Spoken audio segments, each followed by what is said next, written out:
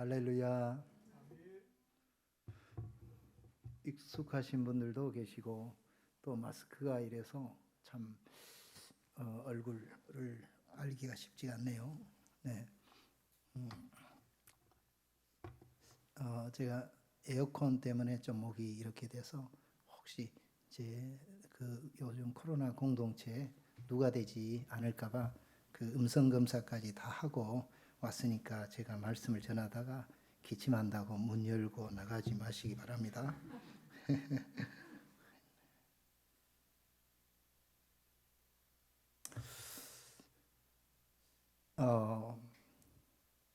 제가 이 말씀을 준비하면서 저 자리에 앉아 있다가 오늘 말씀을 하나님께서 여러분에게 주실 경우의 수가 복권 1등 당첨할 그 확률보다 더 높은 확률로 하나님께서 말씀 주셨다고 믿으시기 바랍니다. 목사님께서 말씀을 부탁을 하시고 제가 본문 말씀을 드리고 제목을 드렸습니다.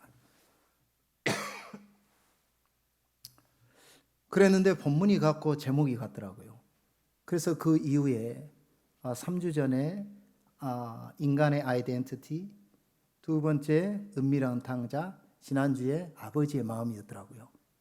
그리고 오늘 누가복음 15장 말씀, 아버지의 마음을 가득 부으소서 말씀을 주셨어요. 조금 놀라시는데 좀 많이 놀라셔야 돼요. 이걸 경우의 수 성경 1189장과 또 여러 교회 중에 광교사라에게 오늘 오게 하시고 또 선교사로 오랜만에 오게 하신 이 모든 경우의 수를 우리가 따지고 보면 하나님께서 우리에게 주신 말씀입니다. 이 말씀 붙들고 받아서 인내로 지켜 30배, 60배, 100배 열매 맺는 말씀 되기를 주님의 축복합니다. 오늘 아버지의 마음을 가득 부으소서.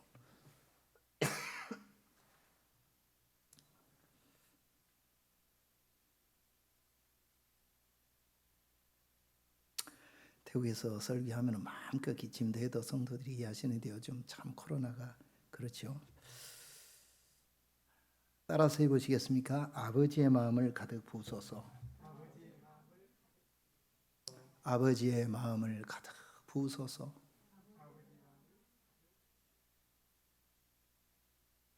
요즘 여러분의 관심사가 어디에 있고 우리가 종일 바라는 하나님 안의 소망이 무엇입니까? 어디에 있습니까?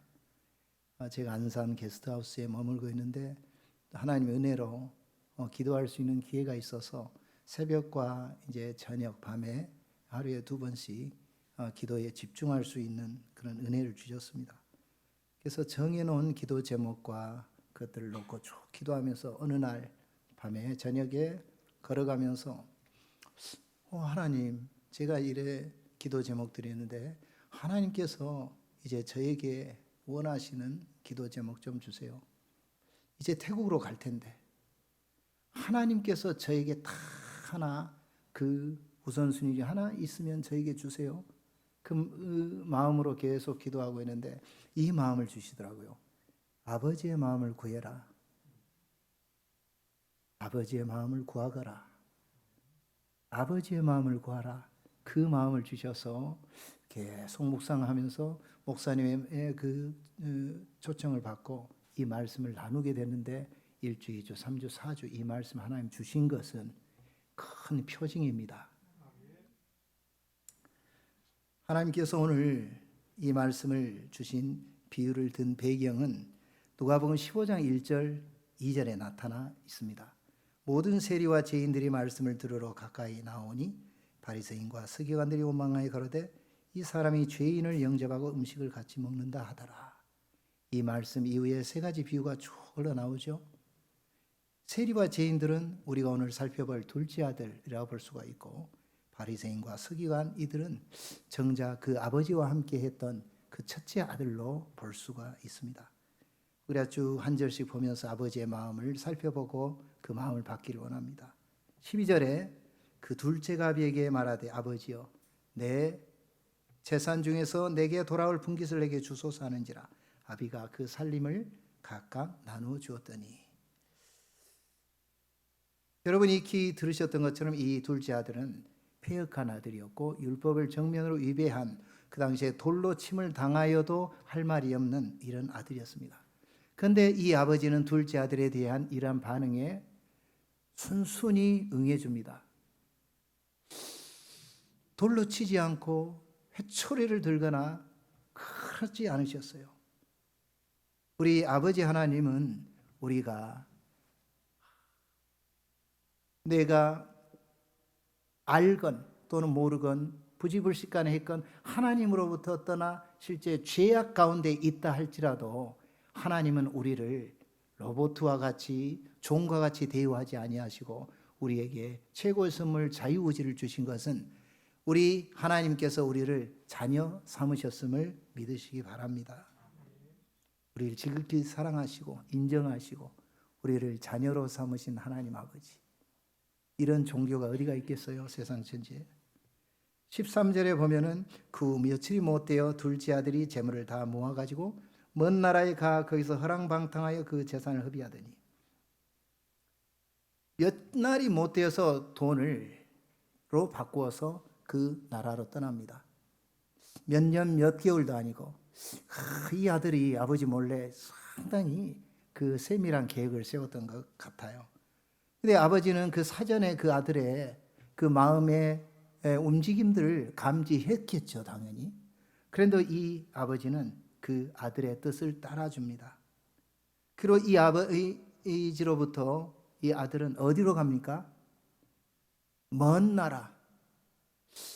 아버지하고 인접한 나라도 아니고 가까운 동네도 아니고 먼 나라로 가는 것으로 볼 때 이 아들은 아버지와 함께 지낸 것에 대해서 많은 불만이 있었고, 내가 언젠가는 나가리라 그런 그 마음이 있었고, 내가 아버지와 같은 이런 생활 말고 좀 다른 어떤 또 다른 삶의 패턴, 삶의 스타일을 한번 가져보자, 그걸 동경을 했던 것 같아요. 그리고 이 아들이 어떻게 됩니까? 14절에 다 없이한 후에 그 나라에 크게 흉년이 들어 저가 비로소 어떻게 돼요? 궁핍한지라. 그 먼 나라는 세상 나라였습니다. 세상 나라는 모든 게 풍족한 듯 보이지만 결국은 흉년이 따르는 것이에요. 그 이유가 있습니다. 그런데 우리 하나님 나라는 기근도 없고 흉년도 없어요. 우리는 그 하나님 나라 안에 있습니다. 세상 나라가 풍족한 것 같지만은 그 흉년이 든 대표적인 우리가 성경 말씀이 아브람과 롯의 그 말씀이 있잖아요. 창세기 13장 10절에 보면은 롯이 눈을 들어 요단들을 바라본즉 소알까지 온 땅에 물이 넉넉하니, 요즘 물 하면은 별로 느낌이 안 오지만 그 당시에 물이 넉넉하다는 것은 그 풍작과 모든 사업과 그런 것들이 이제 다 갖추어진 조건이잖아요. 여호와께서 소돔과 고모라를 멸하시기 전에 오는 거로 여호와의 동상 같고 애굽 땅과 같았더라. 이런 세상 나라가 풍성한 것을 롯은 택했습니다. 근데 그 땅이 어떻게 됐습니까? 창세기 19장 24, 25절을 보면은 여호와께서 하늘 곧 여호와께로서 유황과 불을 비같이 소돔과 고모라에 내리사 그 성들과 온 들과 성에 거하는 모든 백성과 땅에 난 것을 따라해 보시겠어요? 다 엎어 멸하셨더라. 흉년이 닥쳤습니다. 세상 나라는 모든 게 있어도 흉년이에요. 세상 나라는 모든 게 갖추어 있어도요 흉년입니다. 그 이유를 하나님께서 직접 말씀하세요. 아모스 8장 11절에 말씀하십니다. 주 여호와께서 가라사대 보라, 날이 이를지라 내가 기근을 땅에 보내리니 양식이 없어 주림이 아니요 물이 없어 가람이 아니요 여호와의 말씀을 듣지 못한 기갈이라. 흉년이 세상 나라에 있는 이유는 뭐가 없어서요? 여호와의 말씀이 없어서. 우리가 한국에 저희가 가끔 오면은 한국은 신앙생활하기 참 좋다. 요즘 뭐 한국이 많이 그 기독교에 대해서 이래 비우호적인 어떤 환경들, 복음을 전하기에 많이 더 척박해진 분위기라고 하지만 저희 태국 거기만 해도요, 교회 가고 싶어도 교회가 없어요.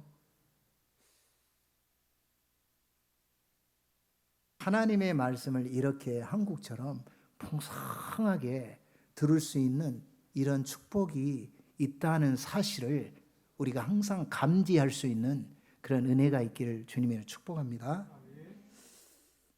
그 이후에 어떻게 됩니까? 15절 보면요, 가서 그 나라 백성 중 하나에게 붙여 사니 그가 저를 들러 보내어 돼지를 치게 하였는데, 참 이 아들이 아버지가 그렇게 부자였는데 아버지를 떠나서 결국 이 지경까지 이르는 거예요. 돼지 고기도 먹지 않은데 돼지를 치는 일까지 해야 되는 그 지경까지 이르게 됐습니다. 이 정도 돼도 이 둘째 아들은 아버지를 그리워하지 않아요. 신기하죠? 아버지를 떠올리질 않아요. 우리들의 마음을 보게 됩니다. 우리들의 마음이 믿지 않는, 아직 예수님 알지 못한 사람들 뿐만이 아니라 예수를 믿고 성령으로 거듭난 우리들조차도 우리의 마음이 얼마나 그렇게 강팍해질 수 있는지. 이 세상에서 가장 더러운 것은 하나님께서 뭐라고 하실까요? 예레미야 17장 9절 말씀해요. 만물보다 거짓되고 심히 부패한 것은 마음이라. 누가 능히 이를 알리오마는. 하나님은요, 우리의 마음을,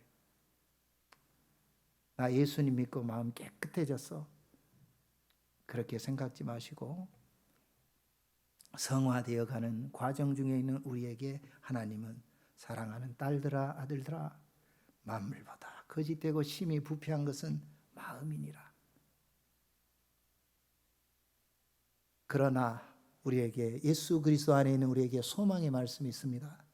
에스겔 11장 19절에 내가 그들에게 일치한 마음을 주고 그 속에 새 신을 주며 그 몸에서 굳은 마음을 제하고 부드러운 마음을 주어서. 일치한 마음, 영어 버전으로 one heart로 나와요. 하나된 마음. 누구와 하나된 마음일까요? 아버지 하나님과 하나된 마음. 이 마음을 주신다는 거예요. 시궁창과 온갖 구더기가 있는 것보다 더 비교할 수 없는 우리의 더러운 마음에 지극히 거룩하신 아버지 하나님과 일치된 마음을 준다는 거예요. 놀랍죠? 왜 가능합니까? 그 속에 그 마음에 새 신을 주며 성령을 주셔서 그 몸에서 굳은 마음을 제하고 부드러운 마음을 주어서. 할렐루야. 저와 여러분이 이 자리에서 예배하고 찬양할 수 있는 것은 하나님의 은혜입니다. 우리의 온갖 부패해졌던 마음을 하나님의 은혜로 우리에게 하나된 마음, 아버지와 하나된 마음을 주셨고, 우리에게 성령을 이미 부으셔서 우리에게 날마다 굳어진 마음을 제거하시고 부드러운 마음을 주신 우리 아버지 하나님의 사랑 때문에 우리가 이 자리에 있는 것입니다. 이어서 보면은 16절에 저가 돼지 먹는 쥐염 열매로 배를 채우고자 하되 주는 자가 없는지라. 이 사람의 둘째 아들의 그 어려운 지경이 계속 악화되어 가고 있죠. 돼지도 먹지도 않은 이 민족 유대인들이 돼지를 치는 일까지. 근데 돼지를 치는 그 중에도 자기가 배가 고프는데 쥐염 열매, 돼지나 먹는 그 당시에 가장 극빈한 자들이 먹었던 이걸 먹고 싶은데도 이것조차도 없는 거예요. 막다른 걸목 맨 밑바닥 중에 밑바닥으로 들어가서 살 소망이 실가락 하나까지도 없이 다 끊어져 버렸습니다. 우리의 마음이 얼마나 완악한지, 살 소망이 실가락 하나만 남아 있어도 아버지께 돌아서지 않는다는 거예요.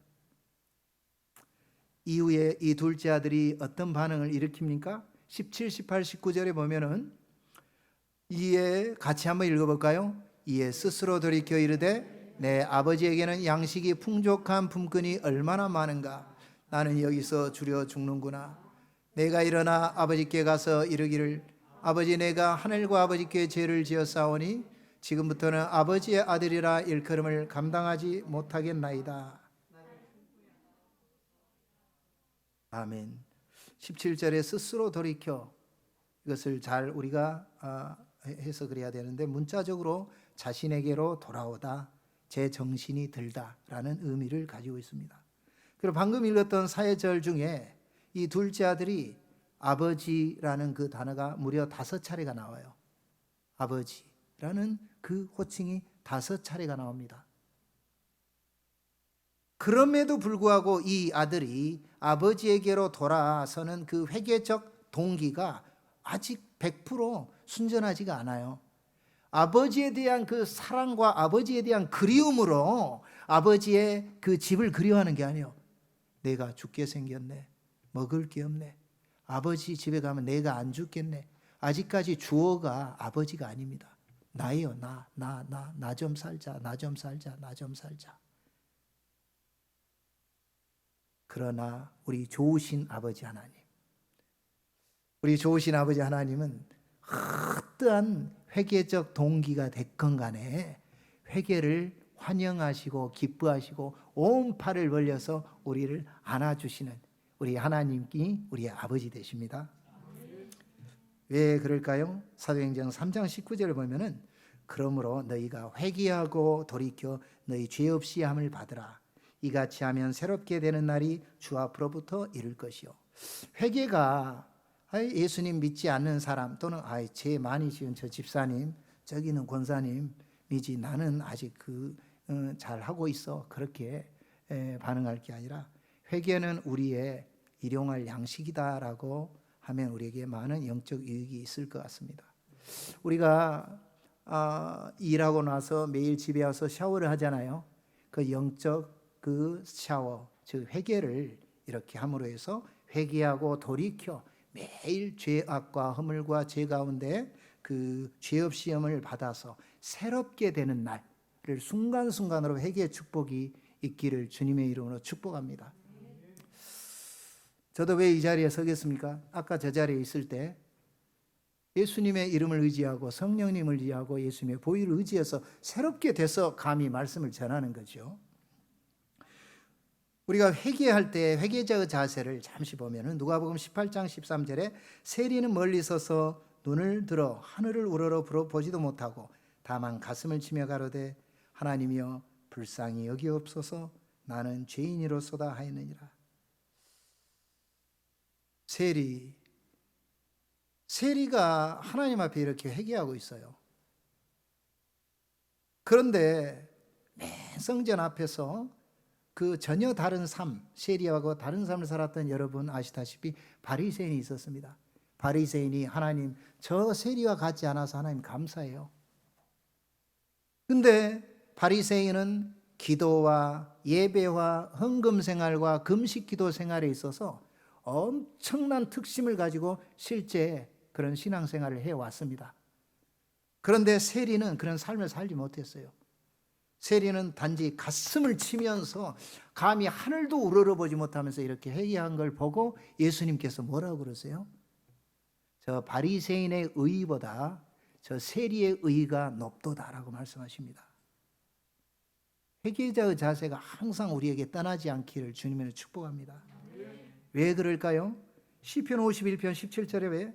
하나님께서 구하시는 제사는 상한 심령이라 하나님이여 상하고 통회하는 마음을 주께서 멸시하지 아니하시리로다. 상한 심령, 상하고 통회하는 이 심령이 정말 은혜인 것 같아요.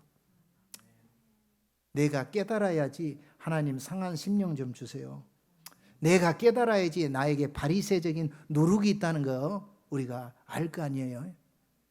우리가 하나님의 일을 열심히 한 복판에서 하는데도 우리에게 바리새적 누룩으로 그런 바리새적 신앙생활이 있을 때가 얼마나 많습니까? 저도 마찬가지예요. 이제 태국에서 선교를 하면서 어려운 점들이 여러 가지가 있거든요. 어려운 점 중에 가장 어려운 것 중에 하나가 예수님의 은혜와 복음의 말씀을 하나님의 사랑을 전하잖아요. 그리고 날마다 예수 그리스도의 그 원복음을 전해야 되는 상황이거든요. 그런데 제가 그 말씀을 전하고도 제가 은혜를 제가 삭막한 거예요.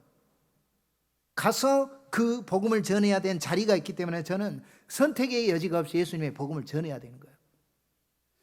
그리고 가서 예배하고 기도하고. 그런데 어떨 때 하나님의 사랑이 멀리 떠나 있을 때가 마음이 삭막할 때가 있어요. 여러분은 없으신 표정인가요? 나도 그런 표정인가요? 그럴 때가 있잖아요. 하나님께 예배하고 하나님께 기도하고 나의 물질과 모든 걸 헌신하는데 하나님의 사랑이 저 멀리 산 꼭대기에 있고 나는 여기에 있는 것 같아요. 어떤 분들의 간증을 받으면 하나님의 사랑이 그렇게 뜨겁게 있는데, 이럴 때가 참 어려운 시기일 때가 종종 저 역시 있습니다. 우리가 상한 심령을 구하고 상하고 통회하는 마음, 그런 회개의 자세가 항상 잊혀지지 않았으면 좋겠습니다. 20절에 이어서 보면은 이에 일어나서 아버지께로 돌아가니라. 아직도 거리가 먼데 아버지가 저를 보고 측은히 여겨 달려가 목을 안고 입을 맞추니. 오늘 말씀 본문을 4주에 걸쳐서 듣다 보니까 말씀이 익숙해지면, 우리는 익숙하면 좀 긴장감이 떨어지거든요. 그렇죠? 하지만 오늘 복권 1등 맞은 그 경우의 수 확률보다 하나님의 말씀을 주셨습니다. 이에 일어나서 아버지께로 돌아가니라. 이 말씀을 준비하면서 둘째 아들이 집을 나갔잖아요. 그냥 나간 게 아니잖아요. 그냥 나간 정도가 아니고, 이 둘째 아들의 마음을 제가 어떨까 좀 묵상을 해보고 입장을 상상을 해봐도 잘 안 가는 거예요. 그래서 곰곰이 생각해 보니까 제가 가출한 적이 있더라고요. 제가 아는 목사님은 몇 개월 동안 고등학교 때 가출한 적도 있더라고요. 근데 그 정도는 아니고, 제가 가출을 6학년인가 중학교 1학년 때 가출을 오후 한 2시부터 한 밤 8, 9시까지 가출한 적이 있어요. 별로 안 놀라시네요. 가출해 보신 분 혹시 손 들어 보시겠어요? 있으신데 손을 안 드는가, 아니면 실제 없으신가 모르겠는데, 그때 3살 난 위에 누나하고 대판 태어나서 그렇게 싸워본 적이 없을 정도로 누나하고 치고받고 싸운 거예요. 3살 차이니까 이제 누나가 좀 힘도 세고 저도 이제 아무튼 그 용호상 박 싸우고 있었는데, 그렇게 싸우고 나서 제가 얼마나 어린 마음에 화가 격분이 났는지, 너무너무 화가 나서 이제 옆 방에서 어머니도 다 들으신데 소리를 치면서, 제가 성적표에 항상 담임선생님 1학년부터 6학년에 생활기록부 옛날에 기록된 게 있잖아요. 그래서 온순하지만 오기가 있습니다. 그게 항상 있었거든요. 온순한 게 항상 있었거든요. 그런데 이제 대판 싸우고 집을 떠나서 집과 반대쪽으로, 정반대쪽으로 멀리 가고, 누나는 저를 보고 인기야 돌아와, 인기야 돌아와 했던 누나가 해서 떠났는데, 나중에 시간이 지나고 저녁이 되니까 선택의 여지가 없더라고요. 산 옆에 아무 갈 데가 없어서 집에 그냥 돌아오는데 그 발걸음이 지금도 생각이 나요.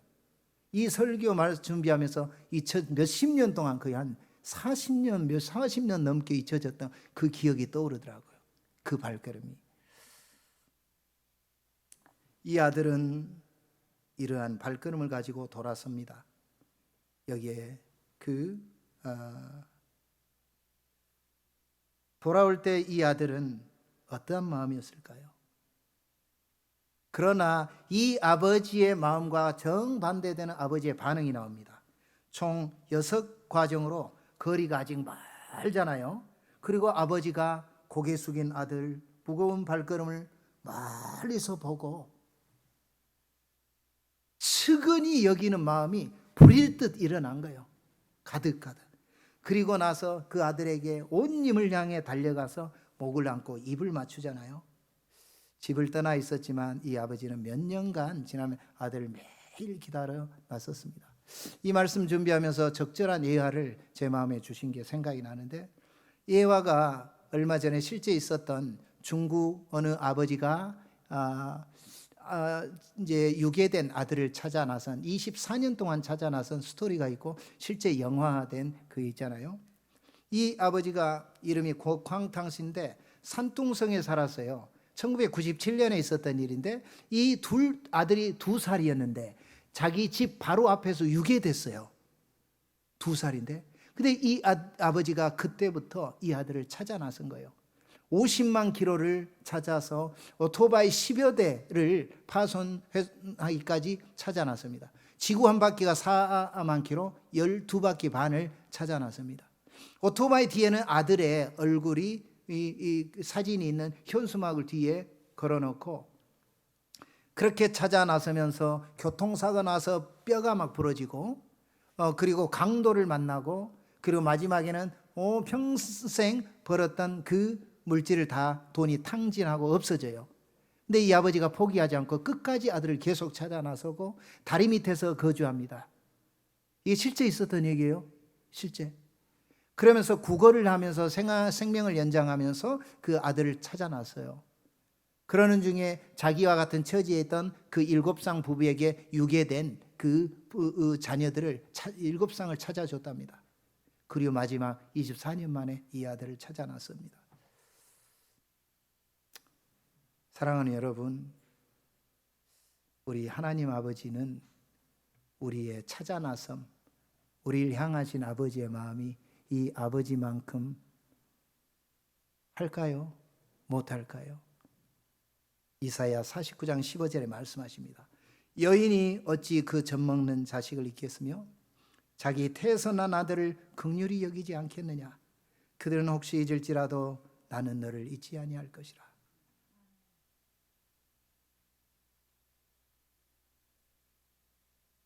든든한 우리 아버지의 마음, 우리가 아버지를 잊을지라도, 둘째 아들이 그 아버지를 잊어버렸었지만 우리가 설령 하나님 아버지를 연약한 가운데 때로는 의도적으로 잊어버렸을지라도 하나님은 말씀하십니다. 딸아, 아들아, 나는 너를 잊지 아니하리라. 너가 노쇠하였느냐? 너가 병으로 약해졌느냐? 믿음이 떠났느냐? 사랑하는 딸아, 아들아, 나는 너를 잊지 아니할 것이라.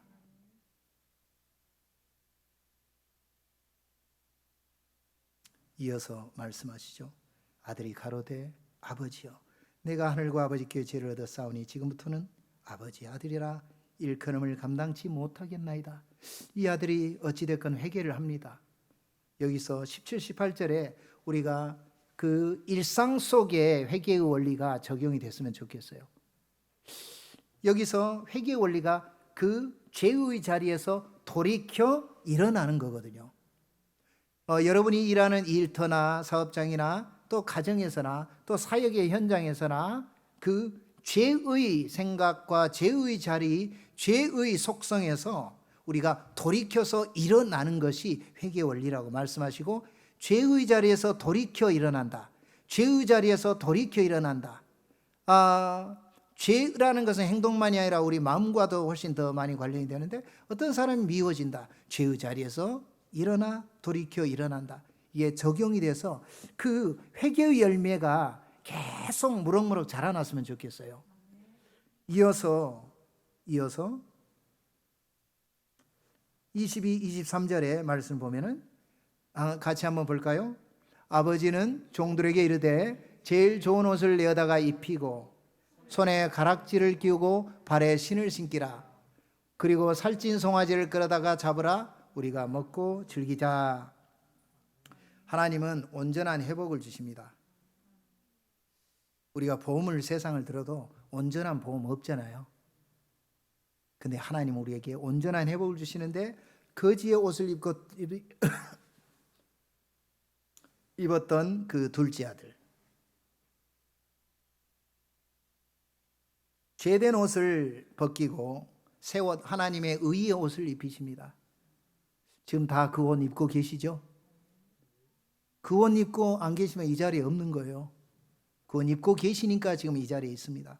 그리고 그 반지를 끼워주시는데 그 둘째 아들의 손가락을 한번 생각해 보세요.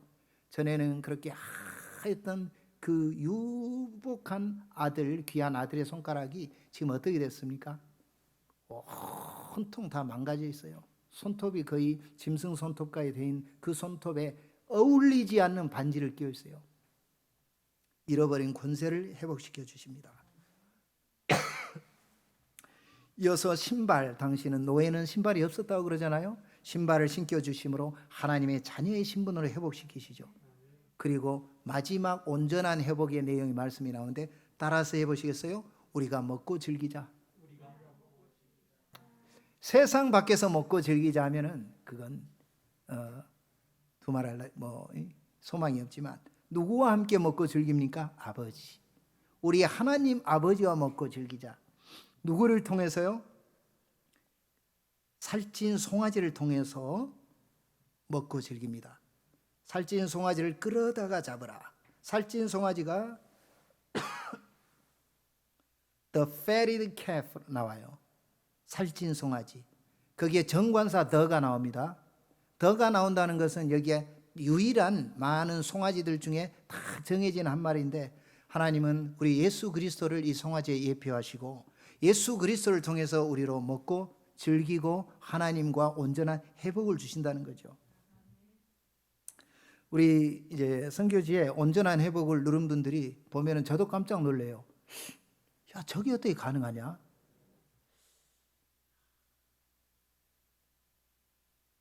그건 나중에 기회가 되면 나누기로 하고 이 말씀을 나눌까 말까 3, 4초 동안 고민하. 정말 야, 어떻게 저런 사람이 저렇게 변화될 수 있지?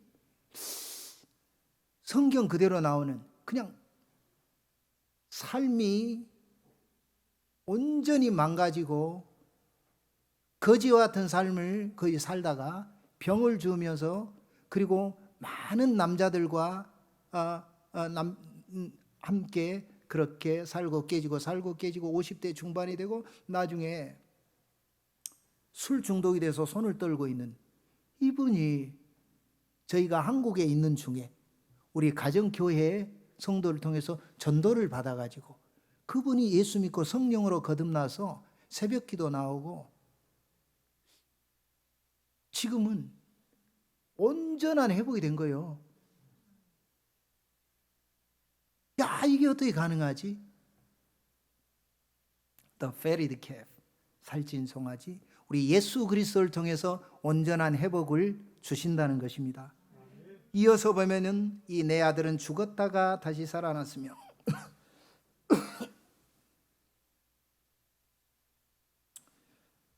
하나님 기침을 안 하기 위해서 제가 기도 많이 했는데 기적이 일어나고 있어요. 제가 이제 에어컨 바람과 바람이 오면 막 기침이 나오는데 설교하면서 지금 1부 제가 설교했거든요. 또 2부 했어요.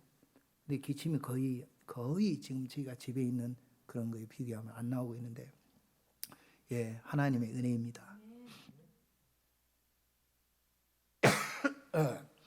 이 내 아들은 죽었다가 다시 살아났으며 내가 이랬다가 다시 얻었노라 하니 저희가 즐거워하더라. 사망에서 생명을 옮겼어요. 소유권 이전이 마귀의 소유권에서 하나님께 소유권을 옮겨졌습니다. 1부 때 나누었는데 2번 들으신 분은 2배로 은혜 받으시기 바랍니다. 저희 낙곰파넘 도예요, 도. 그래서 저희가 약 8년 전에 어느 2년 딱 마치고 사역지에 들어갔는데 어느 불교 신자가 저한테 연락이 와가지고 아는 분이에요. 저희 시아버지가 80대 후반인데 이제 거의 죽게 생겼으니 가서 기도 좀 해달래요, 불교 신자가. 근데 차를 타고 한 3시간 가야 되는 그 또 다른 도예요. 가려고 만반의 준비를 딱 했는데 다시 전화가 왔어요. 오지 마세요. 왜요? 거의 다 시아버지 죽었어요. 거의 다 죽었으니까 소용이 없겠어요. 장례식 때 좀 와주세요. 그런데 그 얘기를 듣고 그게 아니다.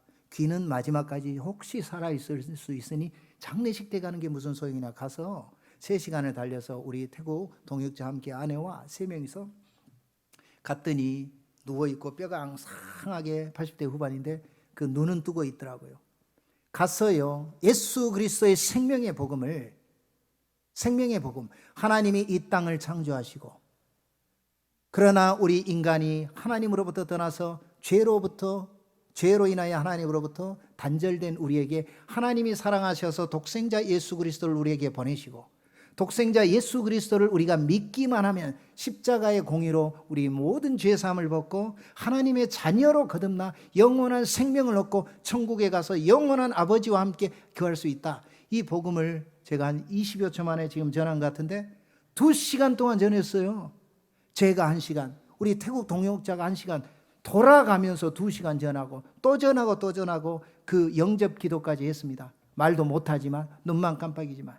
2시간 후에 할아버지, 이 말을 이해했고 예수님을 영접을 진짜 했다면 손가락 하나 움직여 보세요 라고 했더니, 죽음을 바로 앞둔 분이 손가락 하나가 아니라 온 힘을 다해서, 지금도 그 장면이 떠나질 않아요.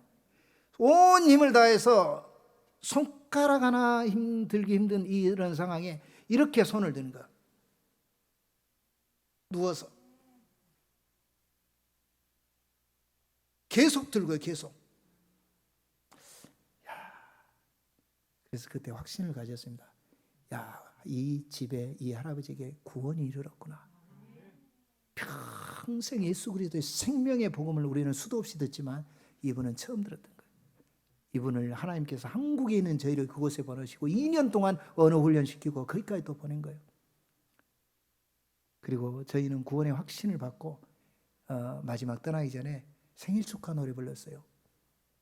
태국말로 Happy birthday to you, Happy birthday to you, Happy birthday, Happy birthday, Happy birthday to you. 죽음이 birthday, 우리에게는 죽음이 birthday가 돼서 그 노래를 불러주고 우리가 참 감격의 눈물을 흘리고 와서 그 다음날 주일이었는데 주일 예배 끝나고 연락이 왔더라고요. 돌아가셨다고. 천국에 가면 그 할아버지를 볼 수 있을 것 같습니다. 하나님은요, 누가복음 15장 17절에 이렇게 말씀하십니다. 내가 너희에게 이르노니 이와 같이 죄인 하나가 회개하면 하늘에서는 회개할 것 없는 의인 99을 인하여 기뻐하는 것보다 더하리라. 이러한 우리 아버지의 마음이 있기를 주님의 축복합니다. 이어서 첫째 아들이 나옵니다. 25, 28, 29를 제가 읽어드리겠습니다. 25절, 맏아들은 밭에 있다가 돌아와 집에 가까웠을 때 풍류와 춤추는 소리를 듣고 28, 저가 노하여 들어가기를 즐기 아니하거늘 아버지가 나와서 권한대 아버지가 대답하여 가로되 내가 여러 해 아버지를 섬겨 명을 어김이 없거늘 내게는 염소 새끼라도 주어 나와 내 벗으로 즐기게 하신 일이 없더니. 첫째 아들은 아버지 집에서 열심히 일하고 있었어요. 기도하고 예배하고 하나님의 일을 열심히 하고 있었는데 이 아들은 지금 3절 가운데 나라는 그 표현이 4차례가 나옵니다. 이 아들은 자기의 행위 공로에 집중이 되어 있었으니 아버지의 마음에는 관심이 없었습니다. 마지막 3절 30, 31, 32절 같이 한번 읽어볼까요? 30, 31, 32 아버지의 살림을 장녀들과 함께 삼켜버린 이 아들이 돌아오매 이를 위하여 살찐 송아지를 잡으셨나이다. 아버지가 이르되 예 너는 항상 나와 함께 있으니 내 것이 다 내 것이로되 이 내 동생은 죽었다가 살아났으며 내가 잃었다가 얻었기로 우리가 즐거워하고 기뻐하는 것이 마땅하다 하니라. 아멘. 첫째 아들은 자기 동생을 내 동생이라고 안 불러요. 우리는 예수 아직 안 믿는 잃어버린 밖에 있는 사람들요 하나님의 둘째 아들이라고 안 부릅니다. 예수 안 믿으니까 저래 강파가지. 우리는 그런 마음을 갖기 쉽거든요. 첫째 아들은 내 동생이라고 안 부르고 이 아들, 영어로 this son of yours라고 불러요. 당신의 이 아들. 동생은 그 동생을 늘 마음속에 혐오하고 있었습니다. 그러나 이 동생에 대한 아버지의 마음과 또 형의 마음은 이렇게 달랐던 거죠. 말씀을 정리를 하겠습니다. 누가복음 15장에는 3대 비유의 공통점이 나오죠. 그 공통점은 잃어버린 것을 찾아서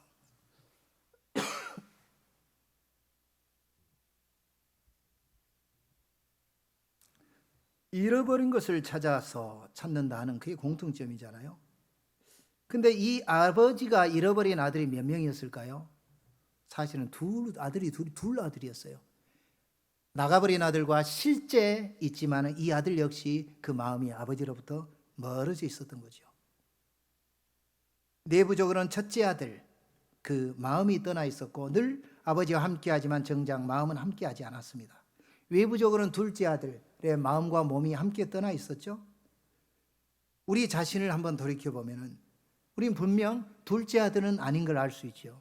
그러나 하나님 아버지는 저와 여러분의 마음을 찾고 계시지 않을까요? 그 마음이 어떤 마음일까요? 여러분 예수님 믿고 하나님 믿고 첫사랑이 있으시죠? 첫사랑이 있으실 거예요. 분명히 다 있으시니까 이 자리에 있죠. 혹시 하나님은 우리의 마음을 찾고 계시다가 아니라 하나님은 분명히 우리의 여기 앉아있는 여러분의 마음을 찾고 계십니다. 저 역시 첫사랑이 있었어요. 30살에 예수님 믿고 예수님 믿으니까 세 가지가 이해가 안 가는데 예수 믿고 스트레스 받는다는 사람들 직장 가서 이해가 안 가더라고요. 저는 예수님 믿으니까 스트레스가 제 능력이 아니라 성령님 은혜 주셔서 이제 하는 말씀입니다. 스트레스 받는다는 이해가 안 갔고 또 하나는 당시에 예수님 믿고 새벽 기도 나가지 않는 분이 이제 이해가 안 가더라고요. 정죄할 군번도 아닌데 새벽 기도 가면 하나님이 만나 주시는데 그래서 셋째는 아니 예수님 믿고 이제 예수 믿으면 천국과 지옥을 알고 예수 안 믿으면 지옥 가는 사실을 아는데 예수 믿지 않은 저 사람들이 왜 예수님을 안 전하는 거지? 그런 것들을 볼 때 세 가지가 이해가 안 갔어요. 그런데 시간이 많이 지나고 저도 목사가 되고 선교사가 됐는데요. 그 세 가지의 첫사랑이 많이 없어져 버렸습니다. 스트레스 받아요. 새벽 기도 가기 싫어요. 예수님 믿지 않은 세상 저 보면은요. 왜 저렇게 사냐? 왜 마음이 저렇게 강팍하냐? 저렇게 예의가 없냐? 그런 식이에요. 저 사람 지옥 갈 텐데.